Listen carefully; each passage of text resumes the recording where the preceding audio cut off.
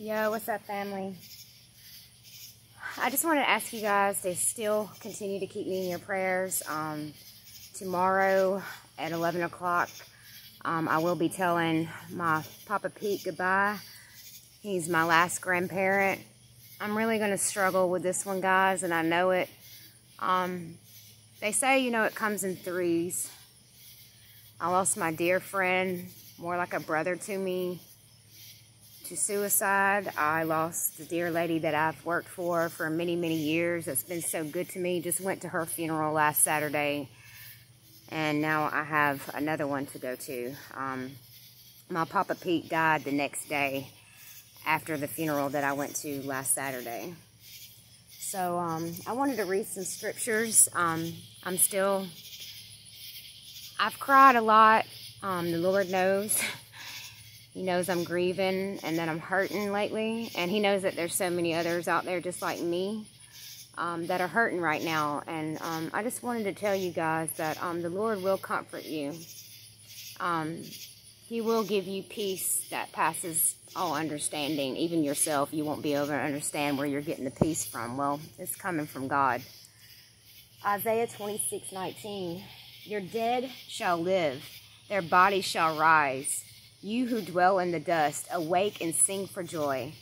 For your dew is a dew of light, and the earth will give birth to the dead. Ephesians 5:14. For anything that becomes visible is light. Therefore it says, awake, O sleeper, and arise from the dead, and Christ will shine on you. Daniel 12:2. And many of those who are asleep in the dust of the earth shall awake, some to everlasting life, and some to shame and everlasting contempt. Matthew 27:52. The tombs were also were opened, and many bodies of the saints who had fallen asleep were raised. I want to read you also, guys, the book of John, chapter 11, 35 through 45. One of the shortest scriptures in the Bible is Jesus wept. Jesus wept, then said the Jews, behold how he loved him. And some of them said, could not this man which opened the eyes of the blind have caused that even this man should have not died? Jesus therefore, again groaning in himself, cometh to the grave. It was a cave, and a stone laid upon it. Jesus said, take ye away the stone. Martha, the sister of him that was dead, saith unto him, Lord, by the time he stinketh, he hath been dead for 4 days.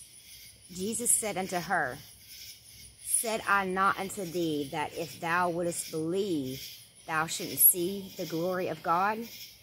Then they took away the stone from the place where the dead was laid. And Jesus lifted up his eyes and said, Father, I thank thee, thou hast heard me, and I knew that thou hearest me always. But because of my people which stand by and said it, and they may believe, and thou hast sent me. And when thou hadst spoken, he cried with a loud voice, Lazarus, come forth.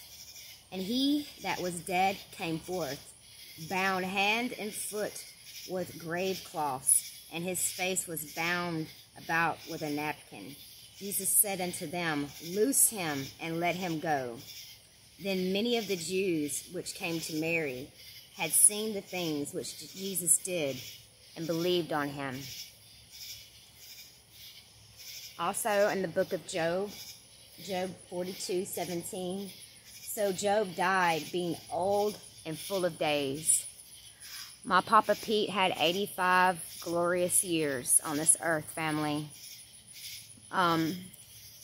After my mom died 11 years ago, a lot of people kind of went their own way, and a lot of family, I will say, but not him.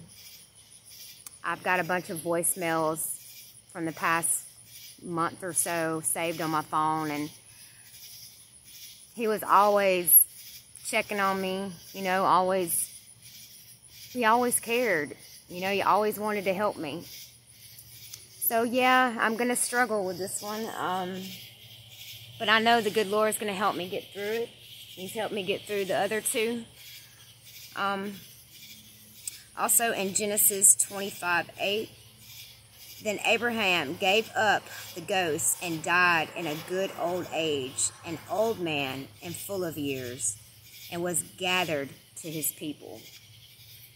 So, I think to myself, everybody that he's been reunited with and, meeting the Lord face to face. I mean, I get like all choked up just thinking about that, like how radtastic, I don't even have a word for it, how awesome it's going to be to meet my Maker, the Creator of all things, the King of Kings.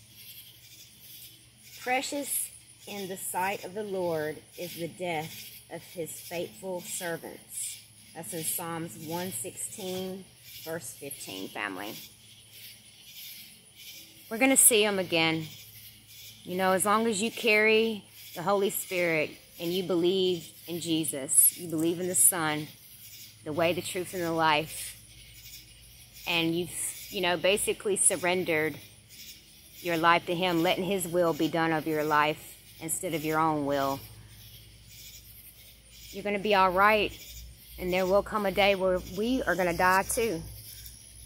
And we're going to be reunited with our family and our loved ones, That gives me so much joy and peace. And to know that the Creator of all things is going to wipe away my tears. Because if y'all are anything like me, I'm a very emotional person, so I have no shame when it comes to crying. I have cried many tears. Tears of sorrow, tears of joy. But once we get up there to the kingdom, there's no more sorrow, there's no more pain. And, I watched my grandfather for 3 weeks suffer in the hospital. And that was hard. But now I know he's free. We're always talking about freedom in America, freedom, being free. Family, you are not really ever free on this earth. You're not free until you die. So, that's the day that I'm going to find real freedom. Is the day that I take my last breath. But I know I'm going to live out the rest of my days for the Most High God.